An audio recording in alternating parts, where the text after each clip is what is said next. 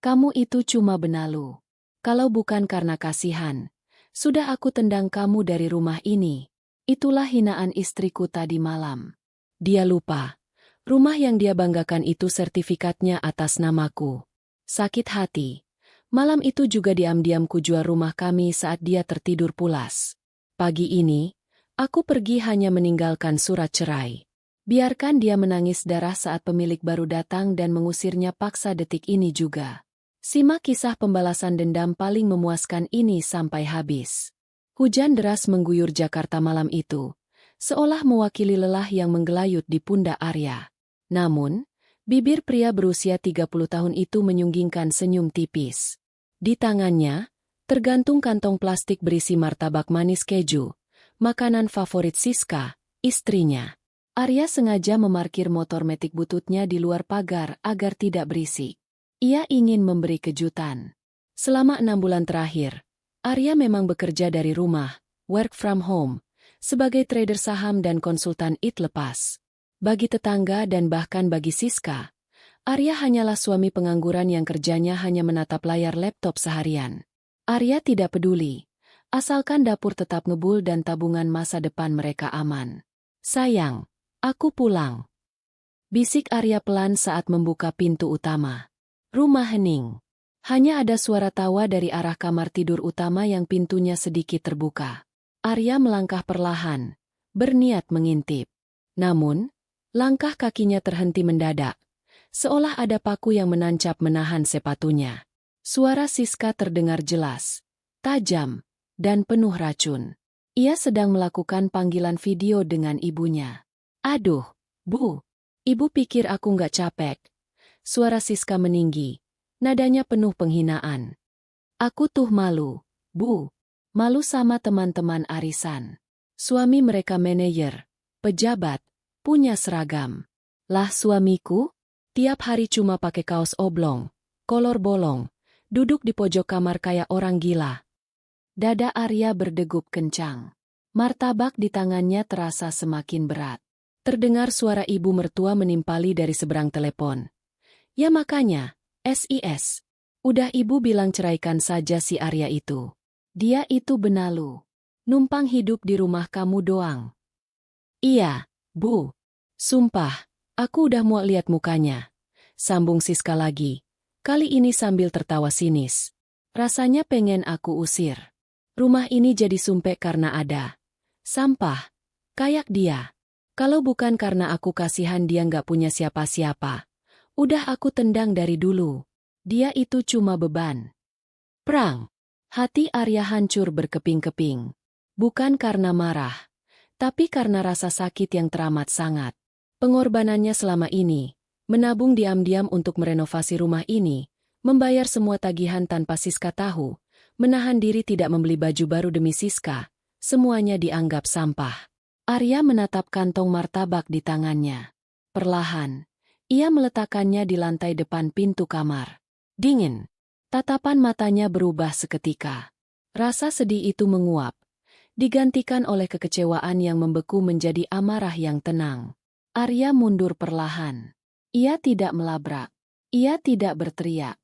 Ia masuk ke ruang kerjanya yang kecil, membuka laci rahasia di bawah meja, dan mengeluarkan sebuah map hijau. Sertifikat hak milik, SHM, rumah itu. Di sana tertulis jelas. Pemilik, Arya Wiguna. Bukan Siska. Bukan orang tua Siska. Rumah ini adalah warisan kakek Arya yang sudah ia balik nama sebelum menikah. Siska lupa, atau pura-pura lupa, bahwa ia yang justru menumpang. Arya mengelus map itu dengan tatapan nyalang. Ia mengambil ponselnya, mengetik pesan singkat pada kenalannya, seorang agen properti spesialis, jual butuh. Bro, rumah gue jual malam ini juga. Harga miring gak apa-apa. Asal cash keras besok pagi. Gue mau, bersih-bersih. Sampah. Di kamar sebelah, Siska masih tertawa menghina suaminya. Tidak sadar bahwa tawa itu adalah tawa terakhirnya di rumah ini.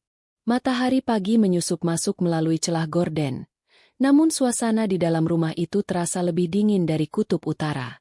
Arya sudah bangun lebih dulu. duduk diam di meja makan dengan secangkir kopi hitam yang sudah tak lagi panas. "Heh, Patung, ngapain bengong aja?" Suara melengking Siska memecah keheningan.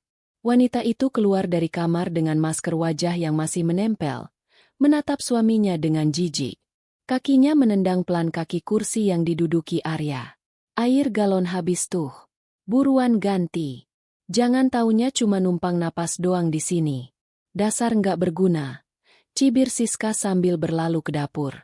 Biasanya, Arya akan tersenyum kecut dan meminta maaf. Biasanya, Arya akan berusaha merayu istrinya agar tidak marah.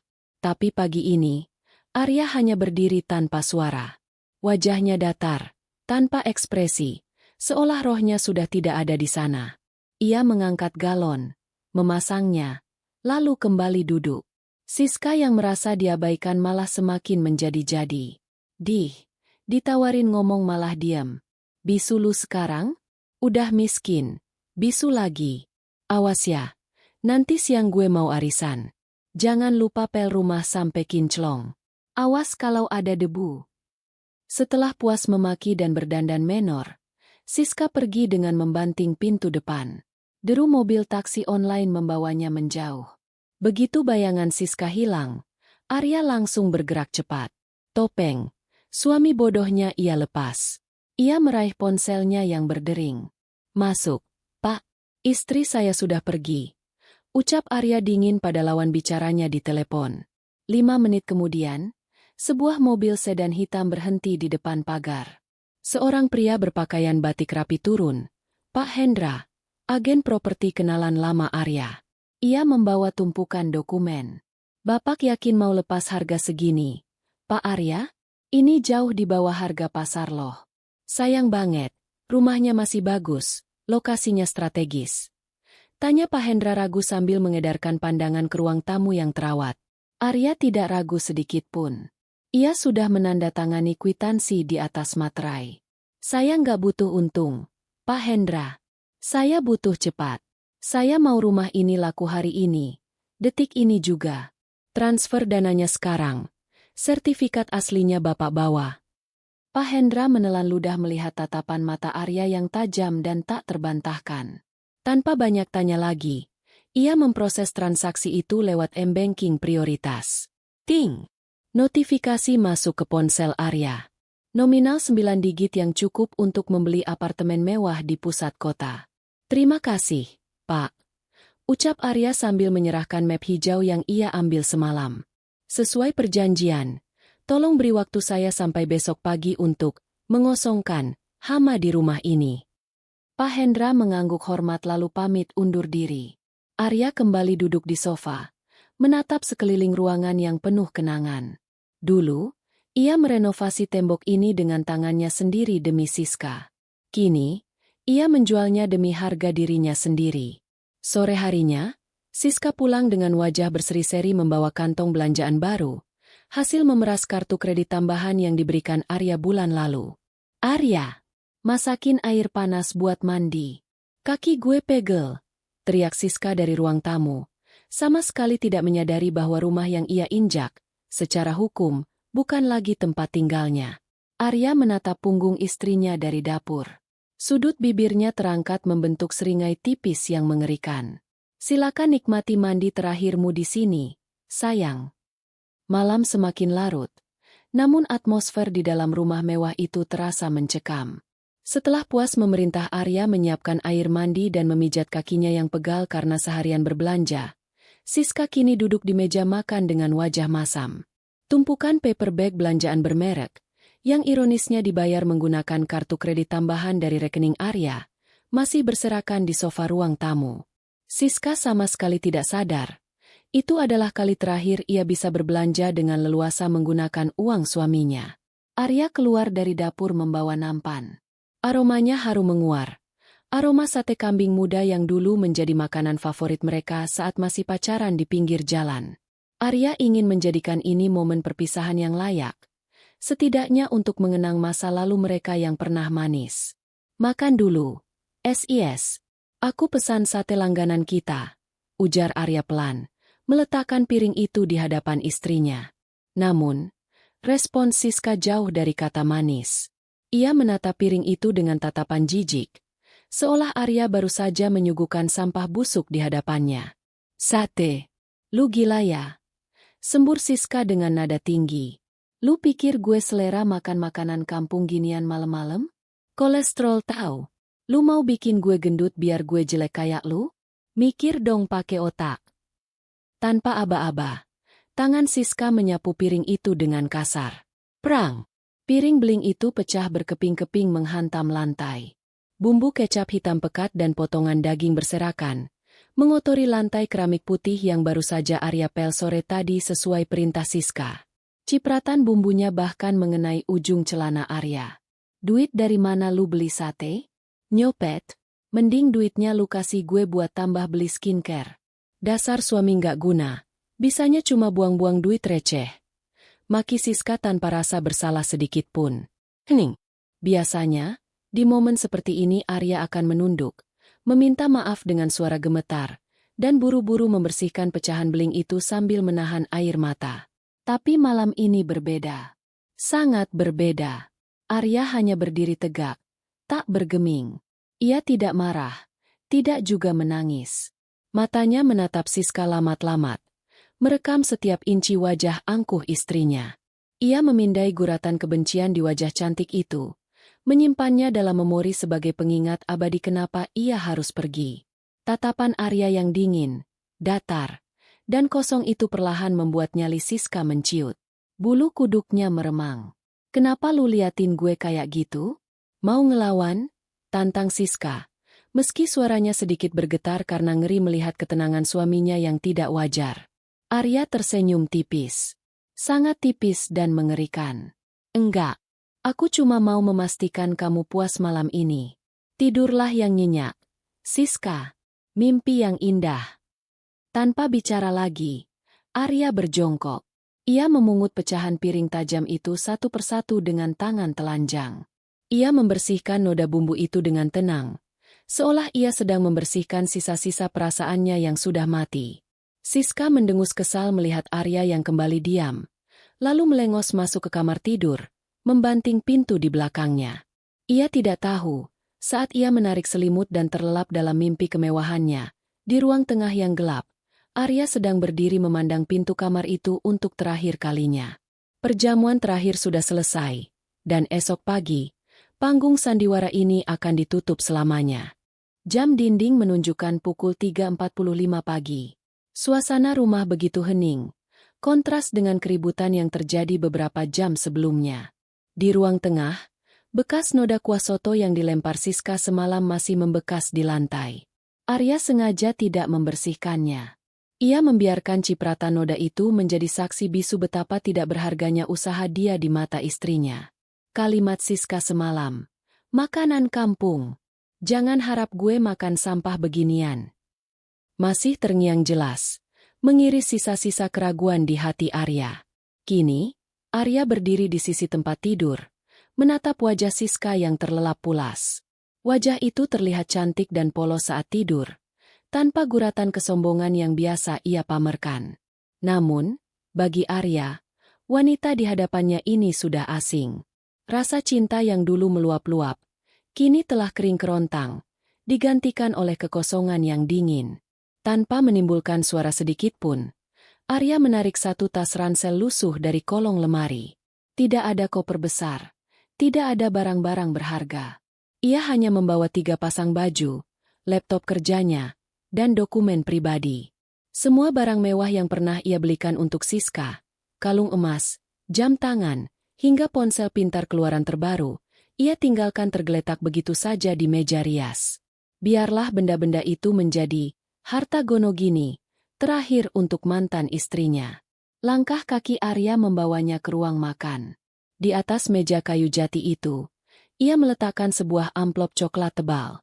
Isinya bukan uang belanja bulanan seperti yang biasa Siska tuntut, melainkan surat gugatan cerai yang sudah ia tanda tangani, beserta fotokopi bukti transfer penjualan rumah. Di sebelah amplop itu, Arya meletakkan cincin kawinnya. Logam mulia itu berdenting pelan saat menyentuh kaca meja, bunyi yang terdengar seperti lonceng kebebasan bagi Arya. Selamat tinggal, Neraka, bisik Arya lirih. Ia mengeluarkan ponsel, membuka aplikasi taksi online. Sebuah mobil premium sudah menunggu di depan gang. Sebelum keluar, Arya melakukan satu hal terakhir.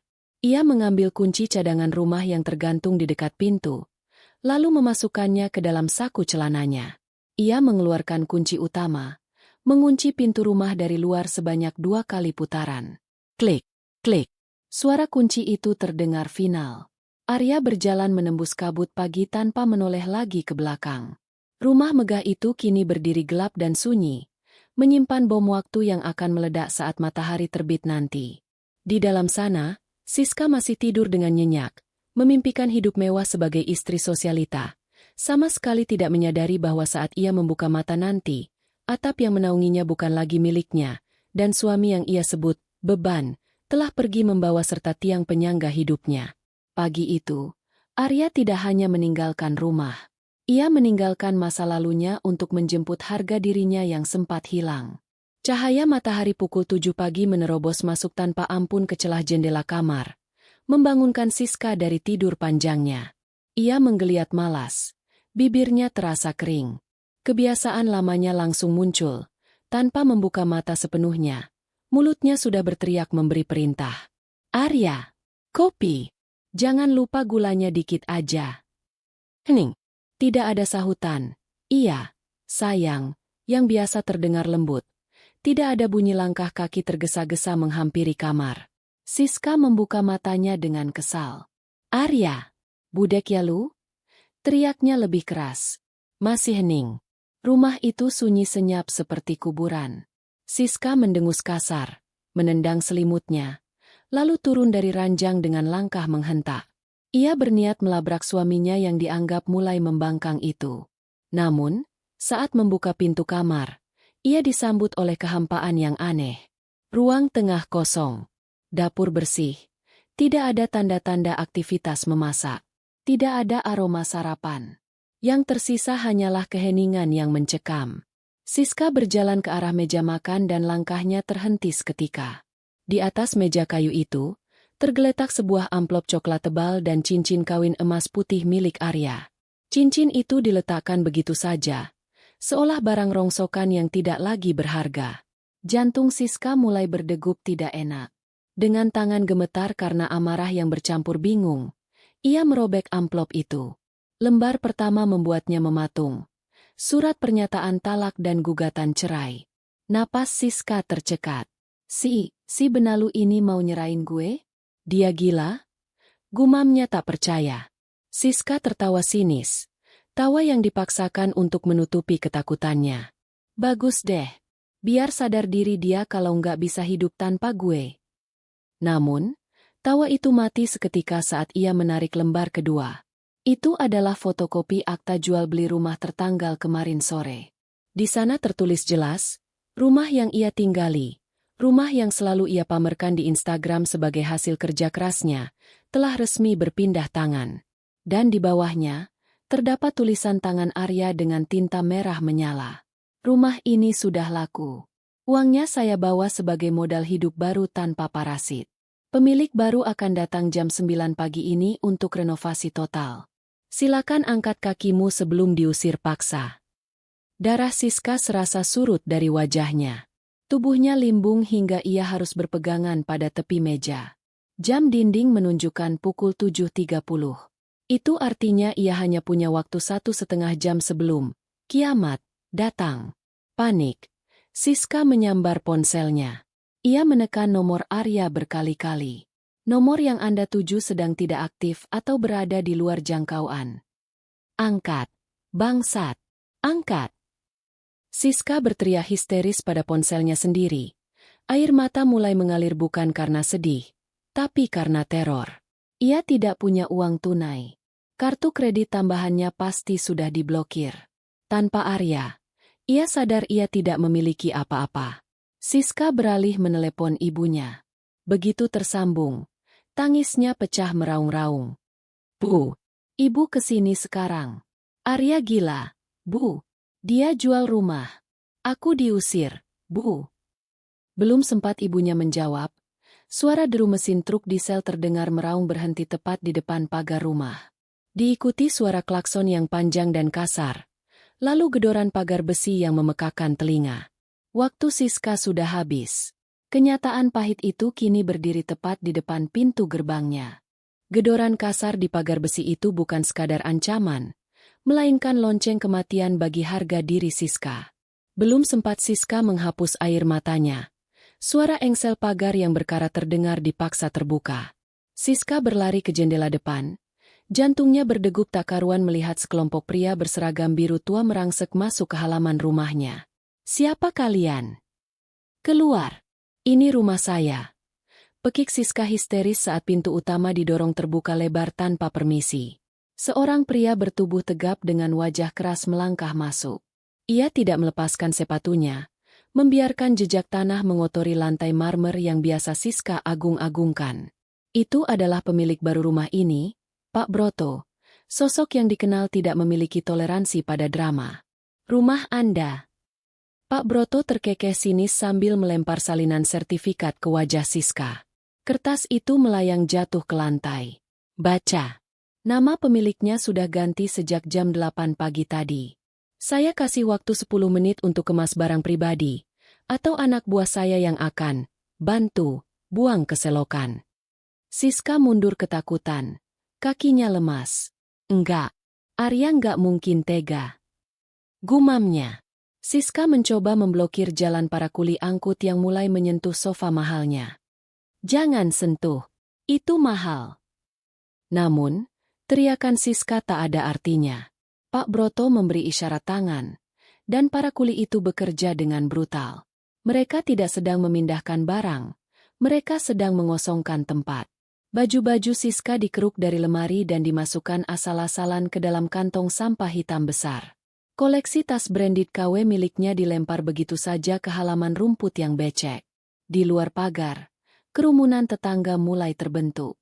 Bisik-bisik tetangga yang selama ini muak dengan kesombongan Siska terdengar seperti dengungan lebah yang menyakitkan. "Tuh kan, kena karma juga akhirnya. Lagian gayanya selangit, taunya cuma numpang." Celetuk seorang ibu tetangga yang suaranya cukup keras hingga terdengar oleh Siska. Di tengah kekacauan itu, sebuah ojek motor berhenti mendadak. Ibu Siska turun dengan napas memburu. Bukannya membantu menenangkan situasi, wanita parubaya itu malah menambah keruhatan. Ia menerobos masuk sambil menunjuk-nunjuk wajah Pak Broto. "Heh, kalian perampok ya? Mana si Arya? Panggil dia ke sini. Berani-beraninya dia jual rumah anak saya." Pak Broto tidak menjawab. Ia hanya memanggil satpam kompleks yang kebetulan lewat. "Pak Satpam, tolong amankan 2 orang gila ini. Mereka mengganggu properti saya." Tanpa ampun, Siska dan ibunya digiring keluar dari teras. Suara pintu gerbang yang dibanting menutup di depan wajah mereka menjadi penutup adegan yang memilukan sekaligus memalukan itu. Kini, Siska berdiri di pinggir jalan aspal yang panas, dikelilingi kantong plastik sampah berisi bajunya, ditonton oleh seluruh komplek, tanpa atap, tanpa uang, dan tanpa beban yang selama ini menopang hidupnya. "Bu." Siska menatap ibunya dengan tatapan kosong. "Kita tidur di mana malam ini?" Ibunya hanya diam. Wajahnya pucat pasi menyadari bahwa kesombongan mereka baru saja dibayar tunai oleh karma. Malam pertama setelah terusir dari istana mereka terasa seperti mimpi buruk yang mencekik. Tidak ada lagi kasur empuk ber-AC. Tidak ada lagi smart TV layar lebar. Siska dan ibunya kini duduk bersila di atas kasur busa tipis yang baunya apek, di dalam sebuah kontrakan petak sempit di pinggiran kota. Hanya tempat inilah yang mampu mereka bayar dengan sisa uang tunai di dompet sang ibu. Itu pun hanya cukup untuk 3 hari. "Panas banget sih tempat ini. Nggak ada AC apa?" Keluh ibu Siska sambil mengibas-ngibaskan kipas tangan anyaman bambu dengan kasar. Wajah tuanya terlihat lelah dan penuh amarah. Siska yang sedang membongkar kantong kresek berisi bajunya, membanting tumpukan pakaian itu ke lantai. "Bu, berhenti ngeluh. Aku pusing. Ini semua kan juga gara-gara ibu yang nyuruh aku nekan Arya terus." "Kok nyalahin ibu? Kamu tuh yang gak becus ngiket suami. Kalau tahu dia punya sertifikat rumah sendiri, Harusnya kamu jangan galak-galak dulu sampai harta itu balik nama. Bentak ibunya tak mau kalah. Pertengkaran itu terhenti oleh suara perut yang berkeriuk. Rasa lapar mulai menyerang. Kebiasaan manja Siska muncul lagi. Tangannya refleks meraih ponsel untuk memesan makanan online. Jari-jarinya dengan lincah memilih menu seafood mahal kesukaannya.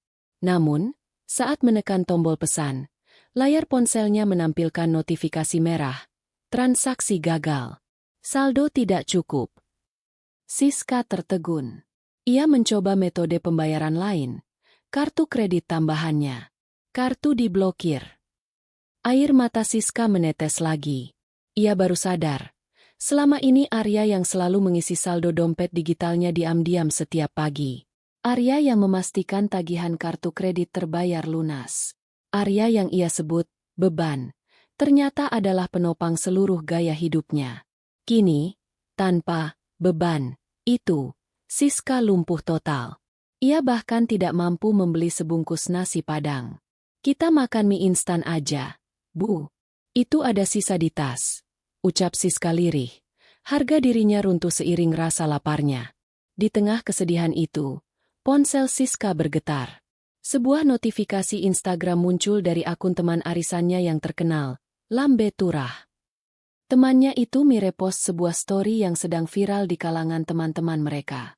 Dengan tangan gemetar, Siska membuka postingan itu. Matanya terbelalak lebar. Napasnya tercekat di tenggorokan. Di layar ponsel yang retak itu, terpampang foto Arya. Bukan Arya yang memakai kaos oblong lusuh, melainkan Arya yang mengenakan setelan jas slim fit mahal, duduk di kursi business class sebuah maskapai penerbangan internasional. Di tangannya ada segelas wine, dan di meja depannya tergeletak laptop menyala menampilkan grafik saham yang hijau. Wajah Arya terlihat segar, tampan, dan bahagia. Tapi yang paling menusuk jantung Siska adalah caption singkat yang ditulis Arya di foto itu. Otwu Singapore. Business trip. Akhirnya bisa bernapas lega setelah membuang parasit yang selama ini menghisap darahku. New life freedom. Ponsel di tangan Siska terjatuh ke lantai.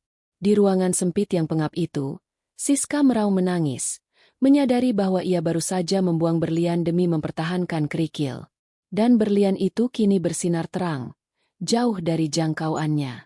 Cahaya layar ponsel yang tergeletak di lantai ubin retak itu menjadi satu-satunya penerangan di ruangan yang gelap. Wajah Arya di foto tersebut seolah menatap Siska dengan tatapan kemenangan yang menyakitkan. Ibu Siska, yang penasaran karena anaknya meraung histeris, menyambar ponsel itu dengan kasar. Mata wanita tua itu membelalak nyaris keluar. Ini si Arya? Suami kamu yang kayak gembel itu? Kok bisa dia naik pesawat bisnis? Duit dari mana dia? SIS? Jangan-jangan dia korupsi atau pesugihan?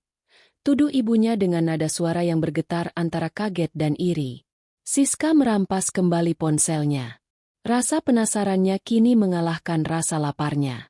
Dengan jari gemetar dan mata bengkak, ia mulai melakukan hal yang tidak pernah ia lakukan selama menikah. Mencari tahu siapa suaminya sebenarnya. Ia mengetik nama lengkap Arya di mesin pencari. Hasil pencarian itu menghantam Siska lebih keras daripada truk pengangkut barang tadi pagi. Muncul sebuah profil profesional di situs keuangan ternama. Di sana tertulis, Arya Wiguna Senior Investment Consultant Top Tier Trader. Ada juga sebuah artikel wawancara lama berjudul, Sosok Silent Investor di balik startup unicorn, lebih suka bekerja dari rumah. Dunia Siska runtuh seketika. Selama ini, ia mengira Arya hanya bermain game di depan laptop seharian. Ternyata, angka-angka yang dilihat Arya di layar bukanlah skor permainan, melainkan grafik uang yang nilainya miliaran rupiah. Siska merasa dadanya sesak, seolah pasokan oksigen di kontrakan sempit itu habis tersedot oleh kebodohannya sendiri.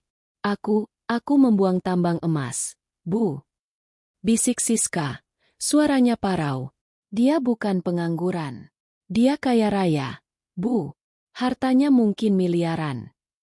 Mendengar kata miliaran, mata Ibu Siska langsung berkilat hijau. Sifat aslinya sebagai kompor kembali menyala.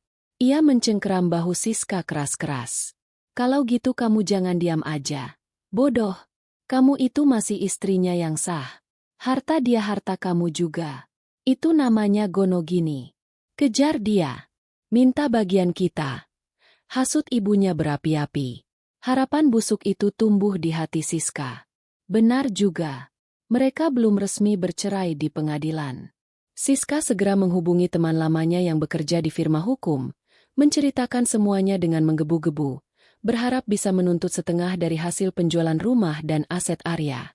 Namun, jawaban di ujung telepon mematikan harapannya sekali lagi. Nggak bisa. SIS. Rumah itu warisan. Itu harta bawaan suami.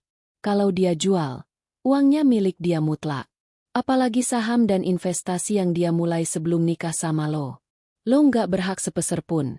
Apalagi lo yang ketahuan selingkuh verbal ngehina dia. Kalau lo gugat, lo bakal kalah telak dan makin miskin bayar pengacara. Siska membanting ponselnya ke kasur. Jalan hukum sudah tertutup. Tapi rasa tamak dan penyesalan telah berubah menjadi obsesi gila. Siska menatap foto Arya lagi. Di fitur lokasi Instagram, Arya lupa mematikan geotaggingnya. Sebuah apartemen mewah di kawasan elit Jakarta Selatan. Siska bangkit berdiri, menghapus air matanya dengan kasar. Wajah cantiknya kini terlihat menyeramkan, penuh dendam dan niat buruk. Kalau aku nggak bisa dapat hartanya lewat hukum, aku akan bikin dia malu, desis Siska pada ibunya. Besok kita ke sana, Bu. Kita bikin keributan biar semua orang tahu dia menelantarkan istri. Dia pasti kasih uang tutup mulut. Malam itu, Siska menyusun rencana kehancurannya sendiri, tanpa sadar bahwa Arya sudah siap dengan senjata pamungkasnya. Rencana licik yang disusun semalam langsung dieksekusi pagi ini. Siska sengaja mengenakan baju paling lusuh yang tersisa di koper, membiarkan rambutnya sedikit berantakan, dan tidak memoleskan riasan sedikitpun. Ia ingin terlihat seperti korban yang menderita. Dengan sisa uang receh, ia nekat pergi ke lobi apartemen mewah di Jakarta Selatan, tempat lokasi terkini Arya terdeteksi. Lobi apartemen itu berkilauan dengan lantai marmer dan lampu gantung kristal, kontras sekali dengan penampilan Siska yang kumal. Satpam sempat menahannya, namun mata elang Siska menangkap sosok yang ia cari. Sebuah mobil sedan mewah berhenti di drop-off. Arya turun dengan gagah, mengenakan setelan jas abu-abu yang membalut tubuh tegapnya. Ia terlihat bersinar. Wibawanya jauh berbeda dengan suami rumahan yang dulu Siska kenal. Ini saatnya. Arya, tega kamu Mas. Teriakan Siska menggema ke seluruh penjuru lobi yang hening. Siska berlari menerobos satpam, lalu menjatuhkan dirinya di kaki Arya. Ia bersimpuh, menangis meraung-raung dengan air mata buaya yang sempurna. Tolong saya, Pak, Bu. Seru Siska pada orang-orang kaya yang berlalu lalang di sana. Laki-laki ini suami saya. Dia menelantarkan saya. Dia kaya raya tapi membiarkan istrinya kelaparan di jalanan. Dia selingkuh dan membuang saya demi wanita lain. Seketika, kerumunan terbentuk. Bisik-bisik mulai terdengar. Orang-orang mulai mengeluarkan ponsel, merekam kejadian itu. Tatapan mereka pada Arya berubah menjadi sinis dan menghakimi. Siska tersenyum licik dalam tundukannya. Ia merasa menang. Arya pasti akan panik dan memberinya uang tutup mulut agar tidak viral. Namun, Arya tidak bergerak mundur. Ia berdiri tegak, menatap Siska dengan sorot mata sedingin es.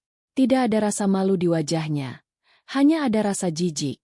Menelantarkan? Tanya Arya tenang. Suaranya berat dan berwibawa. Arya merogoh saku jasnya, mengeluarkan ponselnya. Tanpa banyak bicara, ia menaikkan volume ke tingkat maksimal dan menekan tombol play. Keheningan lobi membuat suara rekaman itu terdengar jernih dan menusuk. Rumah ini sumpek kalau ada dia. Kalau bukan karena kasihan, udah aku usir. Dia itu cuma beban. Makan tidur doang. Mending dia mati aja biar aku bisa nikah sama orang kaya. Suara cempreng Siska yang penuh kebencian menggema dari ponsel itu. Rekaman dari bab 1 itu berputar ulang 2 kali. Wajah Siska pucat pasi seketika. Tangis palsunya berhenti mendadak. Suasana lobi berbalik 180 derajat. Simpati orang-orang berubah menjadi rasa jijik. Bisik-bisik tetangga yang merekam kini terdengar jelas. Gila, ternyata ceweknya yang parasit. Gumam seseorang. Wah, gold digger ketahuan belangnya. Arya menunduk, menatap Siska yang masih bersimpuh kaku. Kamu bilang aku beban, kan? Sekarang aku sudah pergi. Kenapa kamu mencariku? Oh, aku tahu. Uangmu habis. Siska gemetar. Mulutnya terkunci rasa malu yang teramat sangat. Senjatanya makan tuan. Arya menoleh pada kepala keamanan yang sudah bersiap. Pak, tolong buang sampah ini. Dia mengganggu kenyamanan saya. Dua orang satpam bertubuh besar langsung menyeret Siska bangun. Siska meronta, tapi tenaganya hilang. Ia diseret keluar dari lobi mewah itu seperti kucing basah. Diiringi tatapan mencemooh dari semua orang yang ada di sana. Di balik pintu kaca yang tertutup, Siska melihat Arya merapikan jasnya, lalu berjalan masuk lift tanpa menoleh sedikit pun padanya. Pintu lift tertutup, memisahkan dunia mereka selamanya. Pintu lift yang tertutup di lobi apartemen mewah hari itu bukan hanya memisahkan fisik mereka, tetapi juga membelah takdir mereka selamanya.